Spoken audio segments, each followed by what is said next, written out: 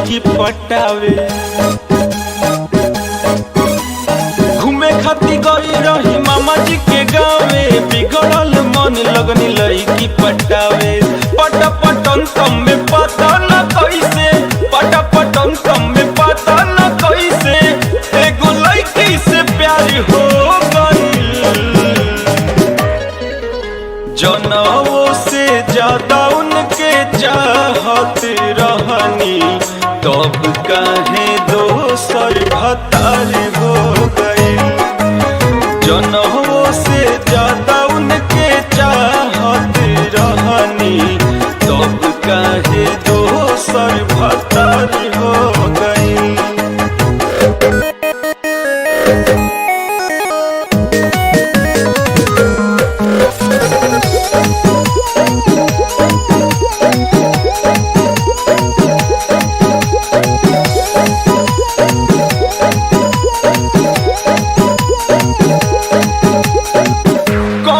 चाहतानी रानी दिलवा के बात हो, याद बाकी भूल गईलू पहिला मुलाकात हो।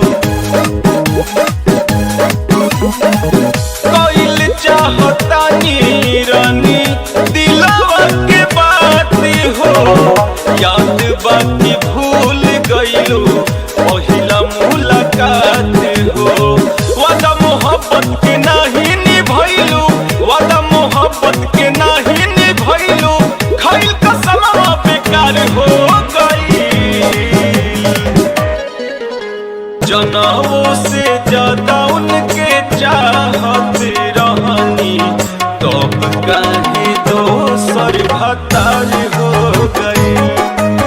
जनवों से ज्यादा उनके चाहत रहनी, तब काहे दोसर भतार हो गई।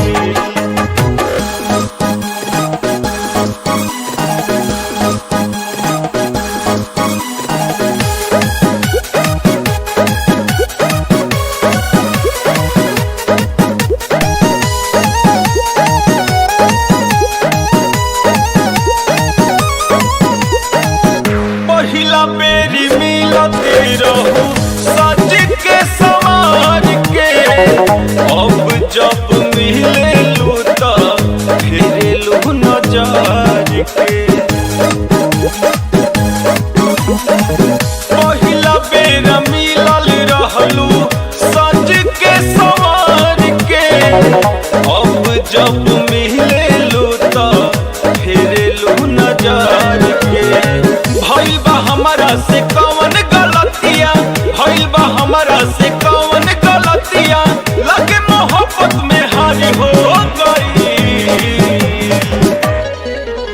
जनवों से ज्यादा उनके चाहत रहनी, तब काहे दोसर भतार हो गई। जनवों से ज्यादा उनके चाहत रहनी, तब काहे दोसर भतार हो गई।